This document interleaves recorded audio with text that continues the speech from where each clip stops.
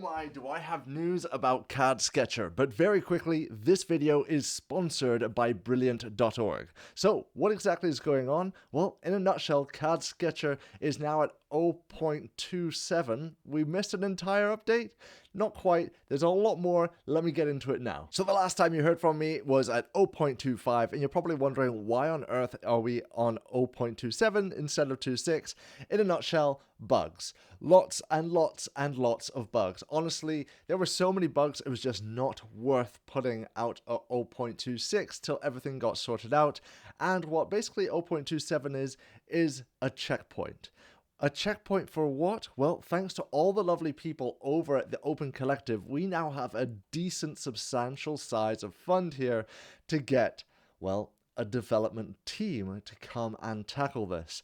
And that's exactly what's going to happen. Over here, we've got Cheaterman, who is one of the owners of the Digital Factory Paris, and they've just gone, you know what? We will take it on. We will take on the milestone that is the 1.0 update, which is a massive, and I truly mean this, a massive push to get to that point. Like, it was going to be at least another 9 months of development from the open community to get to there, but now could be a month, could be weeks, I don't know. The next time you hear from me, it's probably going to be that. So there's also been a whole bunch of updates with the 0.27, and that's what I'm going to show you right this minute, but I also really want to let you know about this video's sponsor, Brilliant. Understanding geometry is crucial for a smooth CAD workflow, and that's why this video's sponsor is Brilliant.org. I recently started using it and just love Brilliant's interactive lessons and the way they break down important concepts into bite-sized learning, making it great for busy, lifelong learners like myself. So to up your CAD Sketcher skills, why not do what I did and give their Geometry Fundamentals course a go for free using their free trial? And if you enjoy Brilliant as much as I do, the first 200 people who sign up with the link in the description will receive a 20% discount on a Brilliant annual subscription. Thank you, Brilliant, for sponsoring this video. So getting straight into it, probably the most anticipated feature, copy and paste. So Control A, Control C, I'll leave this sketch, create a whole new sketch, doesn't matter where, and then I'll press Control V. I'll click that into place, and there we have it. Just to show you, I'll turn this into a mesh. We'll leave that sketch, and we have them both there, copy and pasted. As you can imagine, in the same realm of copy and paste, I can duplicate. So Control A, then I'll press Shift D to duplicate that out. I'll move this off to the side, left click, and there it is. Things are going a little bit weird here because I have it constrained onto the origin point. So this is why that's having a little bit of a trick. But I can delete that there. We can recompute what's going on, and that fixes it out. And did you see it? There's the other feature. We have drag box selection. Finally, it's here. And not only that, if you now press G, you can now move everything that is selected. Truly, finally, we've been wanting that for a very long time. So I'll go here, Control Shift E, select all of that, press G, and then we can move all entities at once, and that is just fantastic. And lastly, a feature that I've really been waiting for, which is aligning a work plane to the 3D cursor. Now, this is a little bit more involved. I'm going to teach you a little bit about Blender, and then I'm going to show you about CAD Sketcher. So first, the 3D cursor is this little shape right here. This controls a whole bunch of things. To move it around in Blender, hold down Shift and then do right click.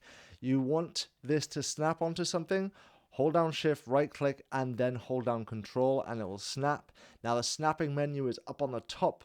So what we're going to do is click in here, and here you can pick a whole bunch of things where you want this to snap. For instance, I want this to snap onto a face.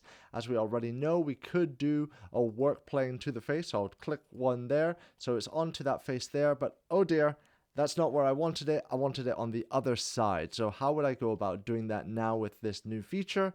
Well, Shift, right click, Control, it snaps to that face. But look, the 3D cursor is not at the right rotation that I want it at. To do that, I'm going to open up the snap menu, and there is a shortcut to that, which is Control Shift Tab, and I want this to align rotation to target.